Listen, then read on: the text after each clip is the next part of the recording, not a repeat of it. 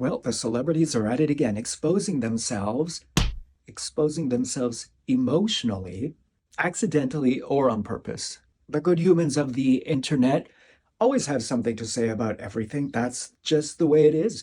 And I think that's a good thing. We're learning about ourselves, but I don't think a lot of these people are thinking about it very deeply.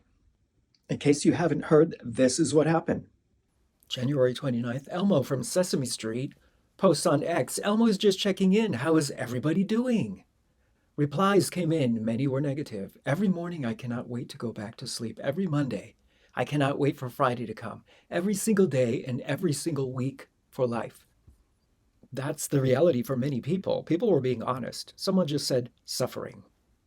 On February 1st, Elmo appeared on the Today Show to have a little discussion about mental health. An unexpected twist. You were on the Today Show this morning, and so was Elmo. Elmo was talking. Yeah. Okay, I was waiting to be interviewed, and he was going on about mental health, and I had to listen to every word, and I was going, oh my god, I don't think I can take another second of this until I got off my chair, and I approached him and I throttled him. There you go. I couldn't take it. You couldn't take it. Yeah. And you know what? What? I would do it again. Several days later, Wil Wheaton posted this on social media. So I heard about Larry David assaulting Elmo on live television, but I didn't watch it until now because I knew it would upset me. What is wrong with this guy? Full disclosure, when I was growing up, my dad would grab me by the shoulders and shake me while he screamed in my face. He choked me more than once. He was always out of control.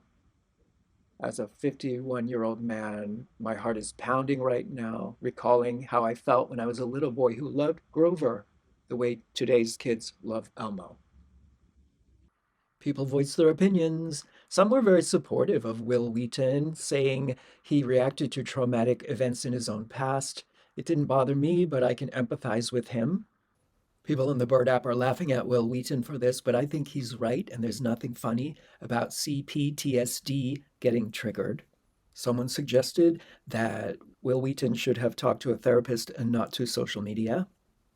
And someone suggested that knowing it would upset him, Wil Wheaton should not have sought out this clip. He just posted this for sympathy. Of course, not everyone's words were so kind or helpful. There's no human being I find more pathetic than Wil Wheaton. It's a stupid puppet owned by $1 billion media conglomerate. Shoot the damn thing in the head for all I care. As well as, so I had to see why Wil Wheaton was trending, and I could not be happier, LOL. What a effing baby. You make being a nerd the cringiest thing imaginable. Cry more. The deeper meaning behind this, my opinion, by the way, feel free to disagree. Let me know what you think.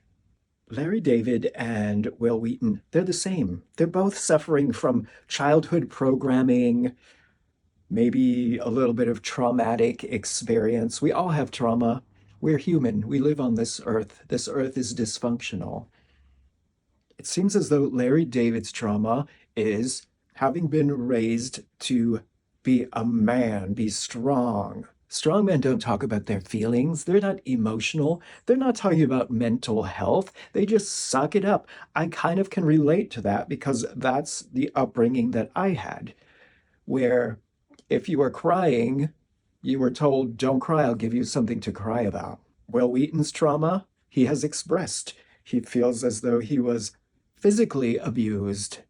And those feelings were triggered by this assault of the puppet Elmo. If we look at it like that, these two gentlemen have a lot in common. They just have different ways of expressing themselves. Larry David was triggered by this talk of mental health and everything that's so prevalent in the culture right now. He's from a different generation. And Elmo speaking up about mental health really triggered Larry David. I don't think he realizes it or will admit it. I don't know if he has the self-awareness. Wil Wheaton maybe was fishing for a little bit of sympathy. We all want to be heard. We will all want our pain to be validated.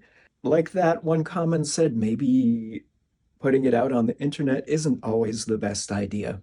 Maybe you do need to just talk to someone, a friend, a family member, a therapist, someone who will listen and be there for you.